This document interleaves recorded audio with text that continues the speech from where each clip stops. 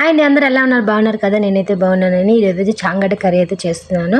చూసేయండి, ముందుగా అయితే కడాయి పెట్టుకొని అందులో సరిపడా ఆయిల్ వేసుకోవాలి. ఆవాలు, కరివేపాకు వేసి ఆనియన్స్ వేసి ఫ్రై చేసుకోవాలి. ఆనియన్స్ త్వరగా ఫ్రై అయ్యేంత వరకు ఫ్రై చేసుకోవాలి. ఇప్పుడు కొద్దిగా సాల్ట్ వేసి ఆనియన్స్ ఫ్రై చేసుకోవాలి. ఆనియన్స్ ఫ్రై అయిపోయిన తర్వాత కొద్దిగా టమాటాలు వేసి టమాటాలు మెత్తగా అయ్యేంత వరకు ఫ్రై చేసుకోవాలి. ఇప్పుడు టమాటాలు అయితే వేగిపోయాయి. ఇప్పుడు కొద్దిగా పసుపు వేసి 2 టేబుల్ స్పూన్ల కారం వేసి ఫ్రై చేసుకోవాలి.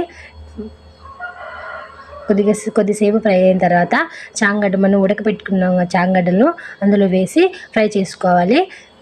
చూసారు కదా, వేగిపోయింది. ఇప్పుడైతే సరిపడా వాటర్ వేసుకొని ఉడికించుకోవాలి. కొద్దిగా మరుగుతున్నప్పుడు నేను చిన్న నిమ్మపండు సైజ్ అంతా నిమ్మపండు నానబెట్టుకొని అందులో ఆ చింతపండు రసం వేసేయాలి. ఇప్పుడైతే కర్రీ అయితే ఉడుకుతుంది. చూసారు కదండి, కర్రీ అయితే ఉడికిపోయింది. ఇప్పుడు కొద్దిగా కొత్తిమీర వేసి సర్వ్ చేసుకుంటే చాలా